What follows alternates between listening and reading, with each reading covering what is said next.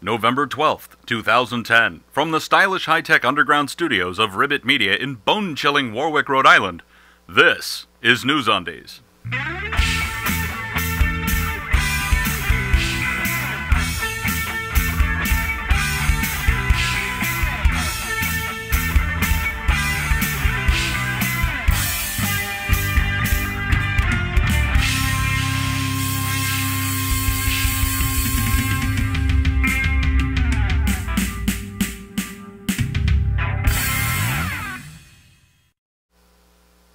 For November 12th, 2010, this is NewsUndies, all the news that shouldn't be news. I'm Paul Torville with these headlines.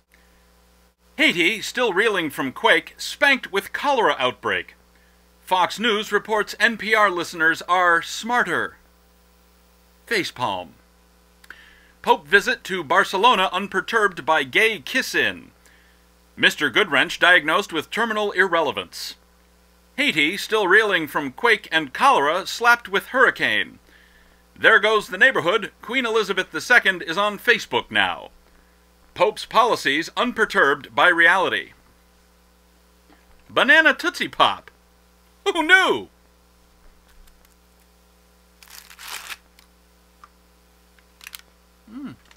Oh.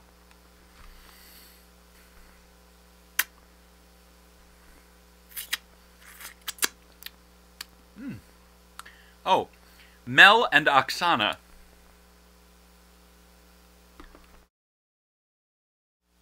Hey gang, it's time for celebrity birthdays once again. I got my cake hat on. Let's rock. For Saturday the 6th, Adolph Sachs, dead, and Sally Field. For Sunday the 7th, Captain James Cook, dead, and Billy Graham. For Monday the 8th, Mary Hart and Bonnie Raitt. For Tuesday the 9th, Spiro Agnew, dead, and Hedy Lamarr. For Wednesday the 10th, Winston Churchill, dead, and Claude Rains, dead. For Thursday the 11th, Kurt Vonnegut, dead, and Demi Moore. For Friday the 12th, Harry Blackman, dead, and Cody DiPablo. That's celebrity birthdays. I'm Paul Torville, and I'm done! We'll have stories in detail right after this. There's something for nearly everyone in every weekly episode of NewsUndies. There's opposing viewpoints with Pig and Sheep, Moose Weintraub's Sports Half Minute, and the exclusive past cast weather for your part of the country, unless you happen to live in Alaska or Hawaii, in which case you're on your own. Where was I? NewsUndies weekly show comes out Friday. Subscribe on YouTube. Like us on Facebook. Follow us on Twitter. Share with your friends. NewsUndies every Friday at NewsUndies.com. Check it out! As you may recall, there was an election last week. There were several ballot measures on the state level which were being watched nationally. Prop 19 in California was one of them. Subsequent to its rejection, the governor told Jay Leno that nobody cares if you smoke a joint. And that the proposition failed because it was poorly written. Fine. In Oklahoma, where the wind comes sweeping down the plain, voters accepted an amendment to the state's constitution that forbids state courts from using or recognizing international law or Sharia law. Really? The voters jumped at the chance to nip radical Islamic theocracy in the bud. As we all know, Oklahoma is a hotbed of radical Islam. Some law scholars are pointing to the wording of the amendment and indicating it could be interpreted to require rejection of the Ten Commandments. Fundamentalist Christian paranoia hoist by its own petard. It's a puzzlement. At the risk of not seeming adequately alarmed about this, U.S. Representative from Illinois John Shimkus has revealed a type of stupidity that is howlingly, shockingly, amazingly, stunningly, killingly, holy shit, are you kidding me? Dangerous. He's referred to the Bible, particularly Genesis 8:22, as a basis for his position that global warming is not anything to be concerned about, because God promised Noah he wouldn't do that again. That is, destroy the world by flooding. In what context did he make such a pronouncement? In church? No. At home? No. In his capacity as an elected representative of the people of Illinois before the House Energy Subcommittee on Energy and Environment? Yes. Thanks to the Republican majority in the House, he will likely be competing with the similarly addlepated energy industry sock puppet from Texas, Joe Barton, for chairmanship of the Committee on Energy and Commerce. Here's the deal. Barton's a conniving whore, but Shimkus is clearly a man not only unfit to be chair of the committee, he's not fit to be on the committee. He's not even fit to hold federal elected office because he clearly has no idea what's in the Constitution he swore to uphold. The weird Christian website WorldNet Daily ran an article under the headline, "Exposed! Lies of the Secular Elites. This article is, in fact, a thinly veiled plug for a couple of books. The titles of the books? God and America's Leaders and America's War on Christianity. The author? Brad O'Leary. Who the hell is Brad O'Leary? Well, to read his bio on The O'Leary Report, his right-wing political blog and news aggregation site, you'd think he was the only hope for humanity and the most accomplished, knowledgeable, well-connected, and capable human being ever to walk the earth. To read the Wikipedia article on him, you'd have to write it first. He's not even in Conservapedia, except as a reference to one of his other books in the article on President Obama. But as skilled at perception management as his bio purports he is, his headshot reveals him to be much more experienced than his ill-matched dye job might lead you to think.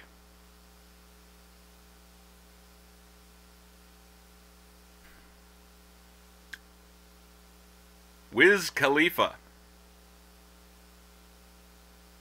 The cold open of Conan O'Brien's new TBS show depicted Conan being overkilled by a phalanx of suited machine-gun-toting assassins not once, but twice.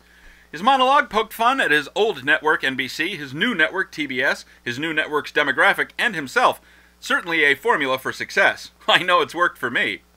TV critics are generally positive about the show's premiere, and its 4.1 million viewers suggest that at least people have been looking forward to the premiere. We'll see if he still has a job in 7 months. With the 2010 midterms over, the pundits have not only lost interest in the campaign and voting itself, not just in the lame duck politicians, but the winners too. What does this mean? Here are Pig and Sheep with their thoughts.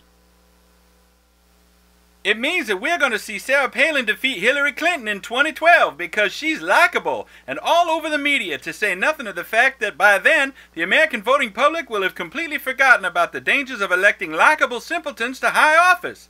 You betcha! This permanent campaign mentality means that no politician has time to do the job he or she was elected to do, because immediately after being voted into office, the next thing on the agenda is not losing the office in the next election cycle. The freshman congresspeople are not even sworn in yet, and everybody's already buzzing about 2012. It's sick-making. That's what Pig and Sheep think. What are your thoughts? Email them to ovcomments@newsundies.com. And now, here's Moose Weintraub with the Sports Half Minute. Moose Weintraub Sports Half Minute. It's a whole half minute of sports. 30 seconds of sports. Moose Weintraub Sports Half Minute. Here's your Sports Half Minute. I'm Moose Weintraub. Parkour, while not yet a competitive sport, certainly involves lots of skill, coordination, and ball. Moose Weintraub Sports Half Minute.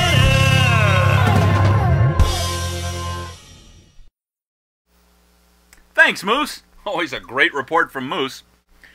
While the creation of a quark gluon plasma is no small feat, it's not a Big Bang either. Somehow the ordinary news media felt the need to go to extreme lengths to try to make the news accessible and interesting to folks who are normally tuning into Live with Regis and Kelly. Even NPR, whose listeners are supposedly smarter, felt it was obligated to explain that an ion is an atom without electrons. Really? Sorry, NPR, you're wrong. An atomic ion is simply an atom with a net charge other than 0. Call me a hopeless nerd, but I distinctly remember learning that fact in 5th grade. And again in 6th. And 7th. We'll have your exclusive pastcast weather and the final news roundup right after this.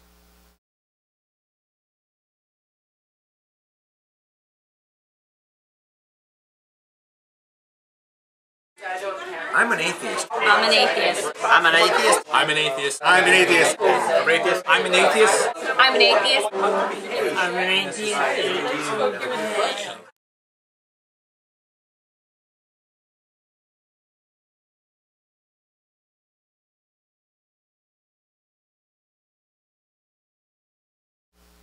And now here's your exclusive pastcast weather for the week ending Friday, November 12th, 2010. The heartland saw warm thunderstorms, then cool sun. In Texas and Oklahoma, there was sun in the north, thunderstorms to the south, followed by sunny, warm conditions. The high plains had snow and warm sun. Go figure. And that's your exclusive pastcast weather.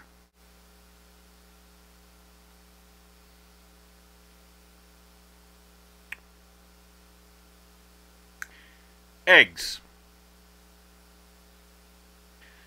The Carnival Splendor, a 900-foot-long, 3,000-passenger cruise ship, had a fire in its engine room on Monday, resulting in a loss of propulsion and main electrical power. The good news is that the fire caused no injuries or deaths. The bad news is that all they have is cold water and working toilets, and Spam and Pop-Tarts brought in by the U.S. Navy. Pop-Tarts are great and everything, but all things considered, I'd rather not be drifting uncontrolled off the coast of Mexico.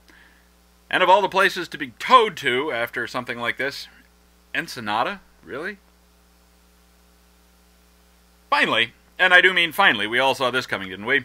Remember when rock and roll was the thing that threatened the moral fiber of America's youths? Well, now, it's texting. Seriously. A new study suggests that teens who text more than 120 times a day are more likely to use alcohol and drugs and more likely to be having sex. Listen, if you send 120 texts a day, you might want to look into getting a life. Just a thought. Well, that's all for this edition of News Undies. Remember, News Undies is a weekly show. We'll be back on Friday, November 19th with fresh undies. If you see news that shouldn't be news, email your story tips to undies@newsundies.com. Thanks for watching. Until next time, I'm Paul Torville. After that, I might be trying to institute Sharia law in Oklahoma.